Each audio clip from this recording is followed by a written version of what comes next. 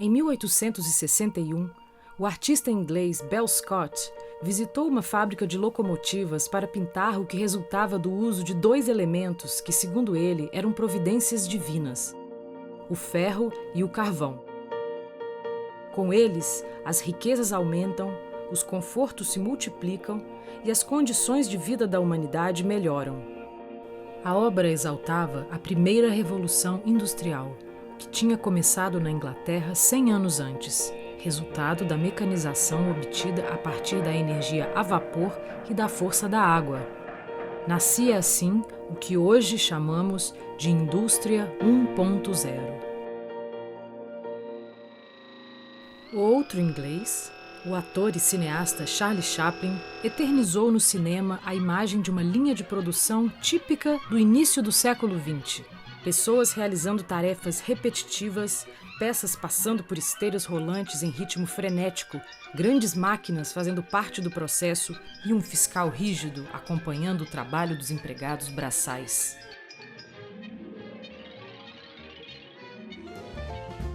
Chaplin ironizava a linha de montagem, modelo de produção implantado por Henry Ford para fabricar o seu carro mais popular, o modelo T. Produção em massa e em menos tempo significavam custos mais baixos e lucros mais altos. Esse era o auge da segunda revolução industrial, ou, como é denominada hoje, Indústria 2.0, impulsionada pela introdução da eletricidade nos processos de fabricação.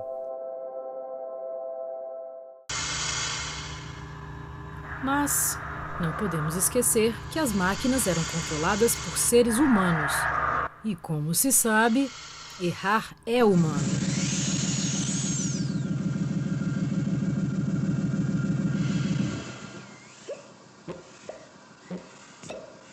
Certamente por isso, a partir dos anos 1960 e 70, com os avanços da informática, das telecomunicações e da robótica, desenvolveu-se a automação industrial. O aperfeiçoamento do controle dos processos produtivos nas fábricas propiciou a terceira revolução industrial, também conhecida hoje como Indústria 3.0. Hoje, a conexão entre mundo real e mundo virtual, a chamada digitalização, é algo corriqueiro. Utilizando o computador ou o smartphone, checamos o nosso saldo bancário e pagamos contas.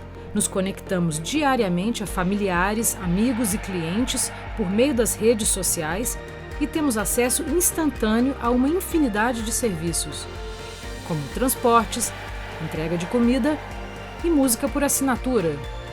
De maneira simplista, podemos dizer que a digitalização também chegou à indústria.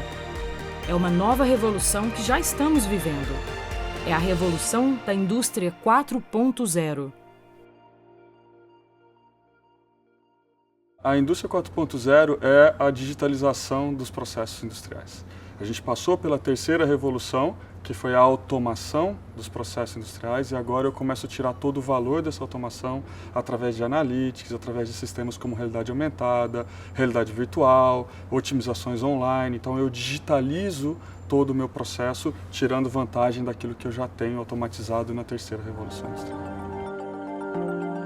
É um novo arranjo das empresas e indústrias para comprarem, cativarem o cliente, produzirem e venderem seus produtos, né? Não é simplesmente uma questão de automação ou colocar robô no chão de fábrica, né? É uma mudança total de como a indústria ela é organizada. É um movimento da Europa para se reorganizar e voltar a ter sua indústria manufatureira, principalmente, pujante como foi no passado. O conceito do 4.0 nasceu na Alemanha e foi utilizado pela primeira vez pela chanceler Angela Merkel na Feira Anual de Hannover de 2011, como uma estratégia para modernizar a já avançada indústria do país, criando fábricas inteligentes, com capacidade e autonomia para prever falhas nos processos e se adaptar aos requisitos e mudanças não planejados na produção. O nome Indústria 4.0 vem da hipótese de que estamos vivendo a quarta revolução industrial, que traria mais um grande impacto no modelo produtivo. Mas a origem, de fato, do nome Indústria 4.0 vem de um programa alemão de 2011, que tinha como principal objetivo trazer novamente a manufatura que foi toda para o Oriente, para a China, para Taiwan, para o território alemão. Isso com maior eficiência, com menos poluição, de forma, enfim, adequada para aquele ambiente. Outros países, como os Estados Unidos, também começaram movimentos parecidos com outros nomes. Nos Estados Unidos é Smart Manufacturing, Industrial Internet of Things.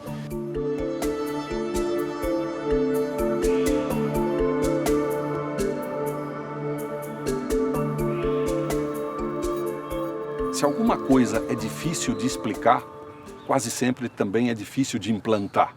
Então, falei, 4.0 não pode ser tão difícil assim. Tem que ser alguma coisa. Será que eu posso simplificar o conceito? Eu coloco um exemplo muito simples, mas para mim é bastante esclarecedor, que é, se eu te dar 2 dados, temperatura 39 graus Celsius, ela por si só não representa nada. 39 graus Celsius. Se eu te der um outro dado e você relacionar esse outro dado, você vai gerar uma informação. E com essa informação, aí você vai tomar uma decisão, que pode ser baseada numa inteligência humana ou artificial. Mas o segundo dado para você seria corpo humano. O que é 2 dados? Tem 39 graus Celsius num corpo humano, que informação você tem? Febre. E agora eu posso tomar uma decisão.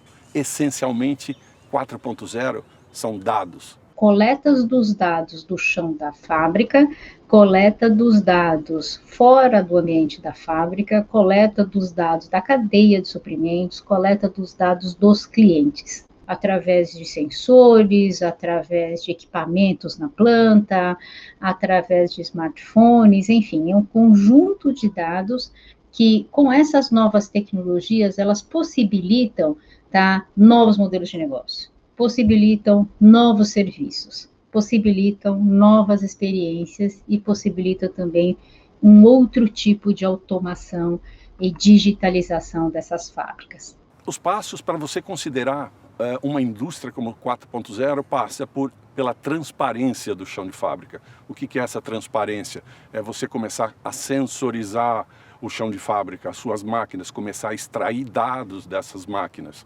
Com esses dados, você passa a ter o tal do Big Data. Então, você começa a visualizar os dados. Essa é uma segunda etapa no processo de construção de uma indústria 4.0. Visualizar, tomar decisões, mas essas decisões ainda são com base no ser humano, no técnico que está dentro do chão de fábrica. A terceira etapa no caminho para 4.0 vem a partir da utilização desse Big Data, dessa massa de dados armazenadas, para você começar a colocar algoritmos de inteligência, para que a tomada de decisão agora passe a ter o auxílio de uma inteligência artificial. E chegamos à etapa 4, que é a inteligência cognitiva, onde você não precisa mais programar a inteligência, mas a inteligência aprende sozinha, por si só. Então, esse seria o fluxo para você chegar na 4.0. A indústria 4.0 é uma junção de tecnologias que possibilita você avançar num outro estágio em termos de indústria.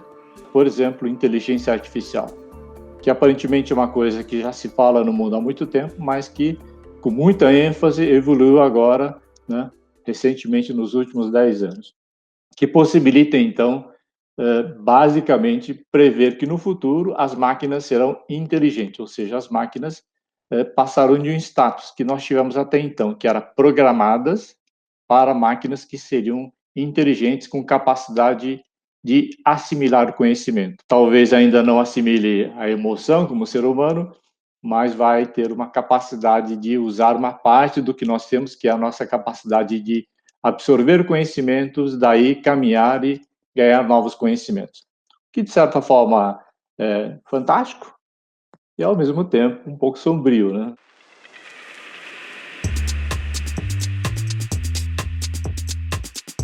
Benefits are limitless.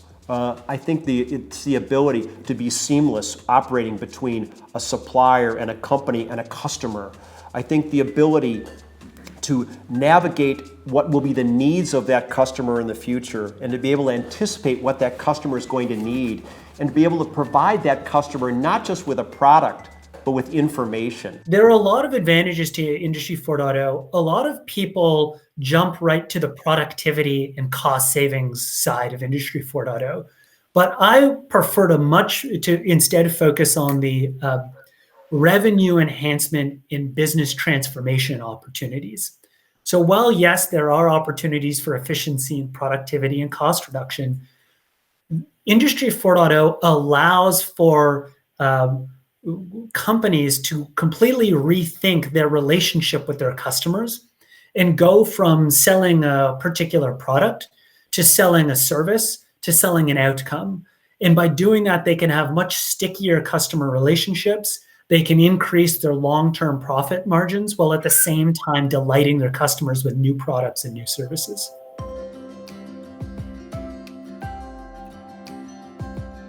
A indústria 4.0 é muito poderosa.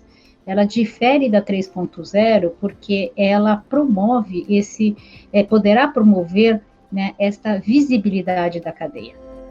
O caso clássico que eu gosto de falar é o caso de uma empresa de whisky, né, que sensorizou as etiquetas de um lacre que fecha a garrafa do whisky. O meu produto, que antes ele não enxergava o meu cliente final, porque na minha frente eu tinha um distribuidor, eu tinha um reseller, eu tinha o supermercado, eu tinha o transportador, eu tinha o exportador, enfim, tinha tanta gente pelo caminho, eu não conseguia enxergar como é que o meu cliente efetivamente da ponta estava consumindo o meu produto, né? Aonde eu estava consumindo o produto, né? E esta empresa, por exemplo, ela modificou até seus processos, né? E ela descobriu que no Brasil o produto dela estava sendo consumido mais no Nordeste do que o Sudeste, né? Isso porque ela teve a visibilidade da cadeia. A indústria 4.0, ela traz tecnologias mais baratas que as outras revoluções tecnológicas, que podem ser colocados em alguns lugares que fazem uma diferença muito grande para a produção. Nós temos, por exemplo, algumas indústrias que estão colocando alguma eletrônica em produtos que não teriam essa eletrônica, por exemplo, uma cafeteira que se comunica com a internet e possa permitir que essa indústria forneça um serviço novo para o seu cliente final. Ao invés, por exemplo, dele olhar se suas cápsulas de café ou seu pó de café terminou e ir até uma loja e comprar, a própria empresa pode fornecer essa entrega de café automaticamente. O que vai acontecer daqui para frente? As empresas elas vão deixar de ser produtoras de um único produto físico, tá? Elas vão ser mais orquestradoras de vários produtos e serviços diferentes, mas que no final resolve o problema do cliente. E às vezes problemas que não podiam ser resolvidos anteriormente de outra forma. Tem uma empresa que é fabricante de colchão, tá? Então, se imagina, o colchão é o maior exemplo de um produto que existe há milhares de anos e que é super tradicional. E qual é um problema que a empresa, que é o fabricante do colchão, e que conhece muito bem o cliente dele, que somos todos nós que dormimos nos colchões, né? Pode pensar que ela pode também resolver fora da área de atuação tradicional dela. Bom, tem problema de sono também, né? Então, no momento que você põe sensores no colchão, a empresa que é fabricante de colchão, ela pode vender um serviço, de novo, orquestrando e combinando outros produtos e serviços, que são sensores, que são conectividade, que é algoritmo em nuvem, para indicar para o cara, por exemplo, que ele está com um problema de sono, antes dele saber, porque às vezes o problema de sono você só sabe, né, muito tempo depois, né? Você começa a ter outros sintomas e aí você vai identificar que você tem um problema de sono, né? This pervades everything, even chemicals and materials companies. You wouldn't think they would have necessarily a role in the Industry 4.0 world, but they're the ones that are creating smart materials that are enabling some of these other things to happen. Think about battery technology and power and the important nature of how that will evolve in this new world. So I think you could go all across the industry spectrum. So I'll give you another really interesting example. Michelin tires. Michelin is now embedding sensors in its tires. And instead of selling tires, as they've been doing for a couple of 100 years, now they have the ability to sell the use of tires as a service, because they have smart tires. They can predict when these tires will need to be maintained or when they're about to break down. And because this material, in this case rubber, is embedded with sensor technology. And this example plays on and on.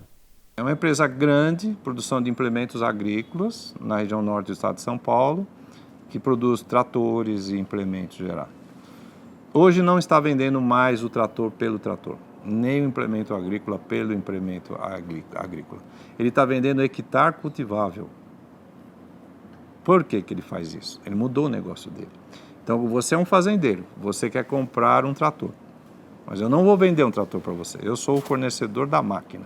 Eu vou lhe vender uma plataforma de software que escaneou o seu terreno, a sua fazenda, e detetou que você tem falta de água num quadrante X e tem falta de nitrogênio no solo num outro quadrante. Eu lhe vendo uma receita de produtividade e não uma ferramenta simplesmente como o trator. Isso é o caso de uma indústria típica e muito forte aqui no Brasil, que está trabalhando nessa linha já, na agricultura de precisão. O Brasil tem sido muito questionado do ponto de vista ambiental. Os compradores de fora do Brasil querem entender aquele produto, aquela carne, aquela soja que eles estão comprando, da onde veio. E nisso, a indústria 4.0 pode ser importantíssima, ela é importantíssima, porque ela pode te dar rastreabilidade. Aqui, usando dados de satélites, a gente monitora também os nossos fornecedores. Esse pedaço de carne saiu da fazenda X, que está nessa área, não é uma área de proteção ambiental. Nessa fazenda, a gente sabe que os bois são alimentados com esse tipo de soja, por exemplo, enfim, que também não vem de áreas de desmatamento. Então, você conseguir usar a tecnologia para mostrar rastreabilidade, todo o caminho que aquele teu produto fez até chegar no comprador, também é muito importante. Hoje já existem mineradoras que operam minas na África, na Austrália, algumas aqui na América do Sul sendo controladas do Caribe. Porque normalmente minas estão em lugar remoto, estão em áreas de difícil acesso. Então começou a se construir o tema da mina digital. Então a mina digital, basicamente, eu conecto todos os meus ativos, todos eles são controlados automaticamente. Eu tenho, sim, algumas pessoas ainda nos sites, mas eu tenho centros de controle onde eu monitoro e tomo todas as decisões dessa mina à distância. Os cases que a gente mais vê, né, também na mineração hoje em dia, está baseado ou também na manutenção. Por quê? Porque você consegue ter também uma gestão melhor da manutenção preventiva, preditiva e prescritiva, como para também operações também autônomas. E aí a gente está falando de tanto também caminhões autônomos, quanto também na ferrovia autônoma, como locomotiva autônoma, pátio autônomo, ou seja, o que é isso? É você poder transportar pilhas de minérios de um lugar para o outro de forma também autônoma, e fora que você também traz segurança. Normalmente, nesses lugares, você tem um risco muito alto de também acidente, então você trazer também a indústria 4.0, não só para trazer produtividade, que é um grande ganho que ela traz, mas também para trazer segurança. Chemistry 4.0 now, as an analogy to Industry 4.0, is using digitalization and circular economy to move away from producing chemicals and materials that are sold by kilogram and by liter to performance and solution-based sustainable systems, which means a complete culture change, because the chemical industry is coming from a manufacturing mindset, and it's now performance and customer value creating mindset. Closing the loops, managing the circles, regionalizing the business, and being the spider in the web to drive that. I think that's the future of Chemistry 4.0, digitalization and circular economy. That's what the industry is good at, and it just has to change the paradigm from producing stuff to producing solutions that are sustainable.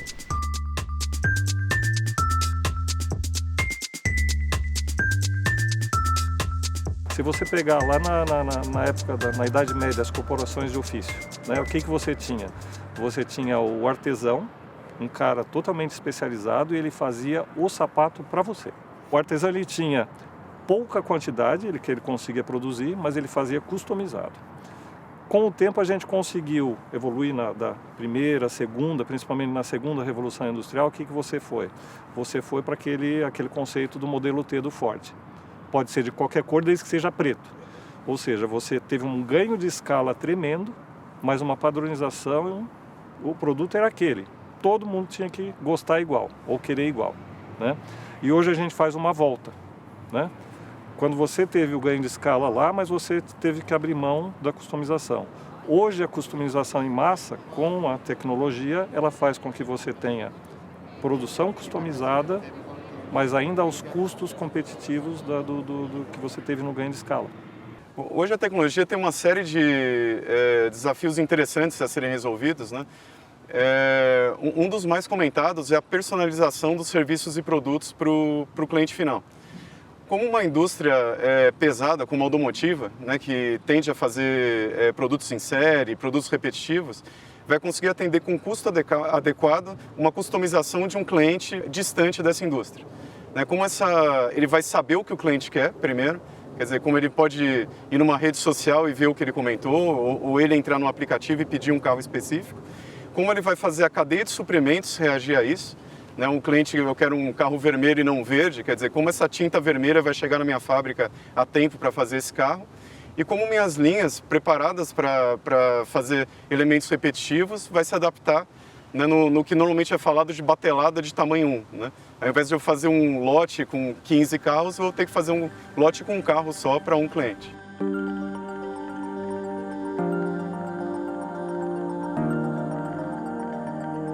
A indústria lá no passado, ela buscava cidades que tinham água, para que ela pudesse se instalar e ter água, eletricidade, e agora ela busca também, além da água e eletricidade, cidades que tenham disponibilidade de internet. E um dos grandes aceleradores para que a indústria 4.0 se torne uma realidade é a capacidade de conexão. Nos anos principalmente 80, com o advento do computador e espraiamento do computador, então você tinha o CAD/CAM, né? Computer Aided Design, Computer Aided Manufacturing, mas aquilo era automação dentro de uma própria fábrica. Agora nós estamos falando da integração de indústrias e de empresas, enfim, diferentes fornecedores, montadores, etc., etc., que estão em locais diferentes e que têm que usar sistemas que conversam entre si. A conectividade é essencial. Sem isso, nós não vamos conseguir fazer nada, né? Você manter uma conectividade só dentro da sua planta, isso é o que eu chamo de uma ilha 4.0. Indústria 4.0 é a conectividade de toda a cadeia produtiva, desde o fornecedor de material até o cliente final. Não é uma ilha. Existe outro ponto que é a segurança dos processos, a questão de cybersecurity. Então, cada vez mais que você está online, você está muito mais exposto a algum tipo de ataque malicioso, roubo de informações.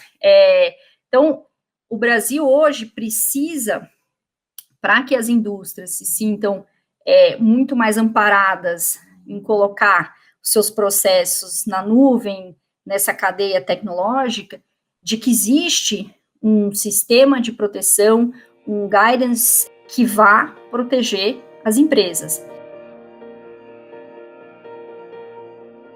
No momento que a gente está conectando máquinas à rede da internet, a gente passa a ter as mesmas vulnerabilidades que a gente tem quando a gente tem o nosso computador conectado à internet, porque você abre toda uma novas formas de ameaça cibernética, novas formas de riscos à segurança, não só da informação, mas dos processos produtivos, né? Já teve N casos aí de interrupção de processos produtivos, de plantas inteiras por conta de ataques cibernéticos. Typical vendors of products will now become stewards of their customers' data. And that data can carry with it a responsibility to respect individuals' privacy, to respect your customers' trade secrets and their sensitive operational data, and ensure that you're storing that data securely, both when it's on your servers and when it's in transit from your customer. And so Industry 4.0 means that companies going through digital transformation not only need to transform their own operations, but transform how they think and respect their customers' data.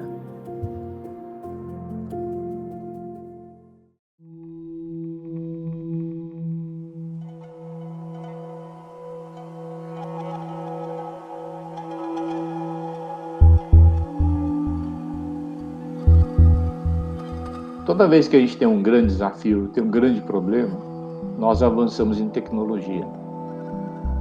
Assim foi quando o mundo viveu guerras, então nessa fase é que teve grandes avanços tecnológicos. Portanto, eu acho que a pandemia, então, mostrou fragilidades, sem dúvida, mostrou muitas fragilidades que o país tem. Então isso trouxe uma consciência. A consciência é o primeiro step para ser a parte de uma solução. Quando você conhece o problema, você tenta achar uma solução. Quando você não conhece o problema, você não tem a capacidade de achar a solução. Portanto, eu acho que a pandemia, na minha opinião, vai acelerar o processo de tecnologia e a 4.0 também. The question of whether COVID is going to positively or negatively impact Industry 4.0 is a really interesting and nuanced question. On the one hand, Industry 4.0 can facilitate a lot more remote work, a lot more digital work, and ultimately keep people safer in their workplace. On the other hand, it has also disrupted supply chains, caused short-term or potentially long-term demand shocks that we don't know how those are going to play out. And as a result, in the near term, there's been a pullback in spending on things like automation for factories and other industrial processes.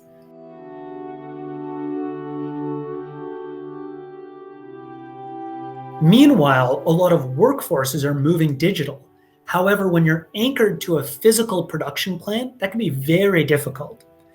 Industry 4.0 and things like wearable devices, sensors on the factory floor, and other types of advanced technology can keep people safer when they have to go back to a factory to work, which is something that you can't do via a Zoom call, for example.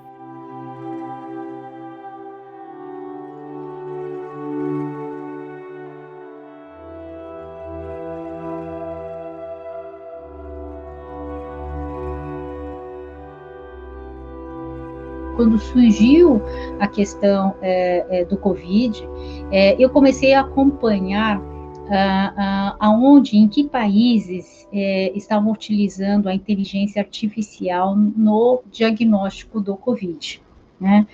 E passei a me interessar muito por esse assunto, né? Passei a ler papers, tanto de tecnologia como da área médica, para ver como é que outros países estão utilizando a inteligência artificial no diagnóstico do Covid.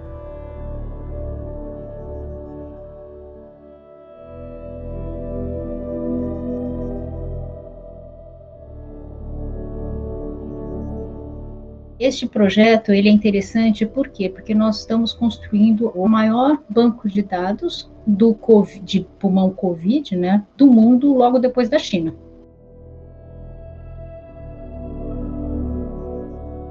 Hoje, o nosso AI, ele pega informações de imagens de tomografia. Nas próximas fases, a gente vai cruzar com dados de sangue.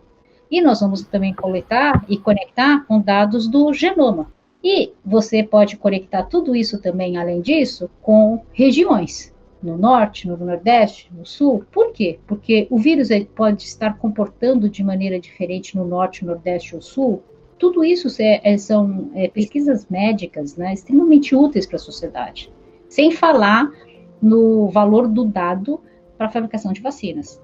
E aí, quando a gente está falando de, tudo bem, a gente usou o AI para tomografia, não poderia ser para câncer?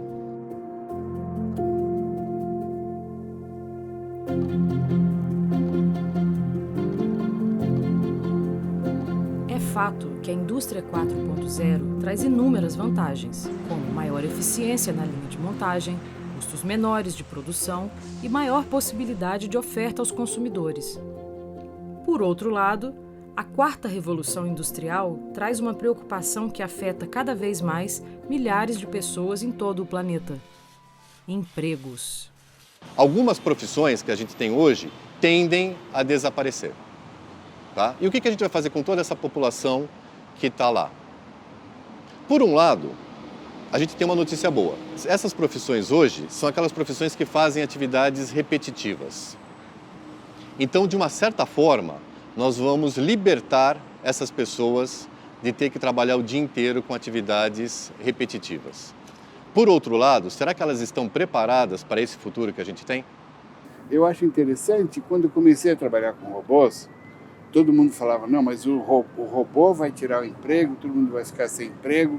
O que ocorre é um deslocamento da mão de obra, novos tipos de empregos vão surgir.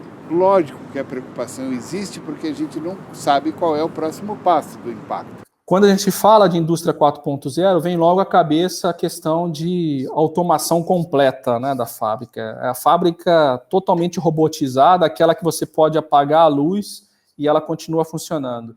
Mas 50% das atividades que são desempenhadas no chão de fábrica hoje, elas não podem ser hoje completamente automatizadas e nem vão poder ser automatizadas no futuro próximo. O que significa que as pessoas ainda vão ter um papel predominante, o ser humano vai ter um papel predominante no chão de fábrica.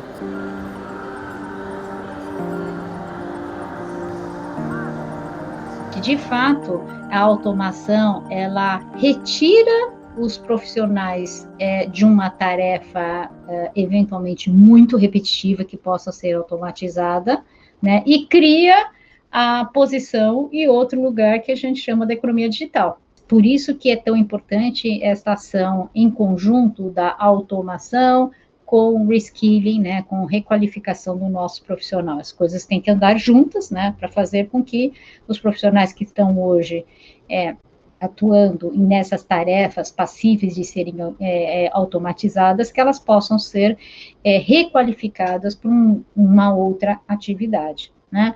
Eu acho que a gente pode dar um exemplo clássico das empresas de call center, né. Em pouco tempo, as empresas de call center foram automatizadas. O mercado que era de call center era enorme, ele foi reduzido e as pessoas que trabalhavam em call center têm que trabalhar em outro lugar. Robôs de inteligência artificial, eles vão colaborar ou tomar espaço de muitos profissionais. Mas, por outro lado, aí é que entra a questão da importância do imperativo da requalificação. Então, para que o funcionário possa ter chances no novo projeto de país, ele tem que receber essa oportunidade de se requalificar. Uma coisa tem que ser dita, não pode ser menosprezado. Vão acontecer demissões, sim, nessa questão da colocação profissional. Se você conversa com as grandes empresas, elas te dizem que hoje existe um déficit de mão de obra qualificada muito grande. O Brasil tem hoje um problema do sistema educacional também gravíssimo. Então, quanto mais você exige uma mão de obra qualificada, mais isso quer dizer que o Brasil vai precisar implementar excelentes programas educacionais. Essa abordagem que a gente chama de 4.0, indústria 4.0, ela afeta de maneira radical o objeto e as formas de aprendizagem de pelo menos boa parte dos cursos dentro da universidade.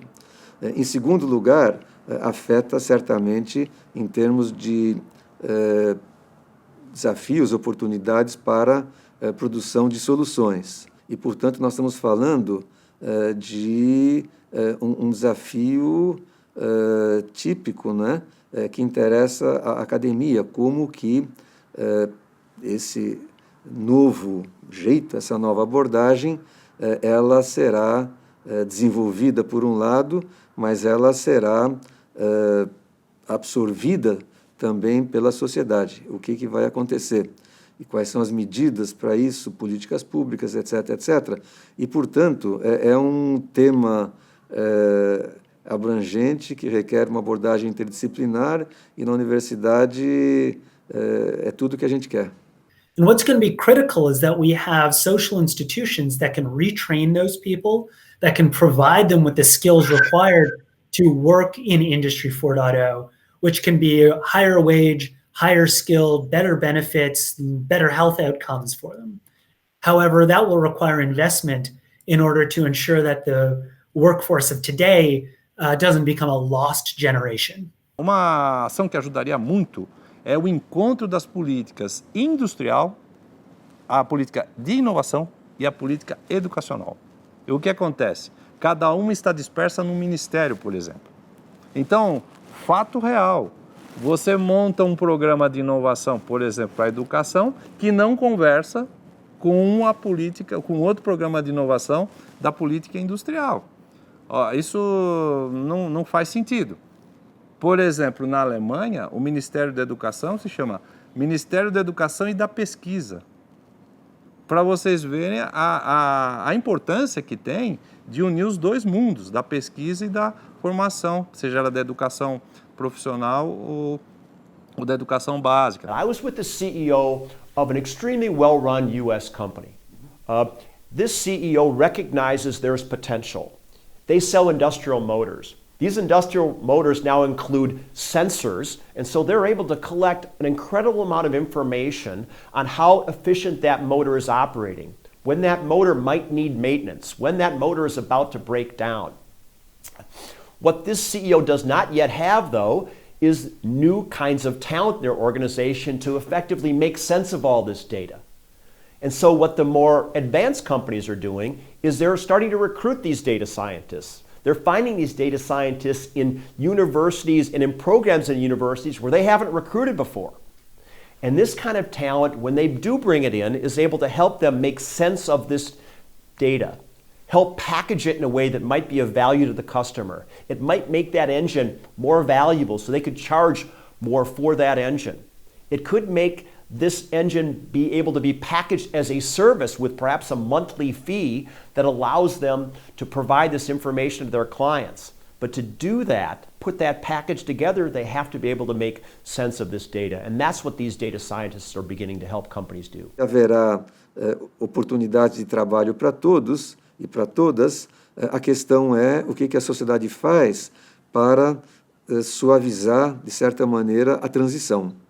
Ou seja, qual é a responsabilidade de cada um, das empresas, dos estados e das organizações não governamentais e da universidade nessa transformação. Em vários países, ou talvez o exemplo mais clássico é a Suécia, os sindicatos eles são parte ativa na discussão porque eles percebem que se a sociedade não se inovar, não introduzir soluções do tipo 4.0, o país vai perder competitividade, então não vai ter emprego, ou pelo menos vão perder uma quantidade expressiva de empregos. Então a pergunta não é se queremos avançar, mas é como vamos avançar. Quais são os cuidados que vamos tomar para fazer com que esse avanço seja o quanto possível mais razoável, né, com relação às pessoas e às suas características e à sua possibilidade.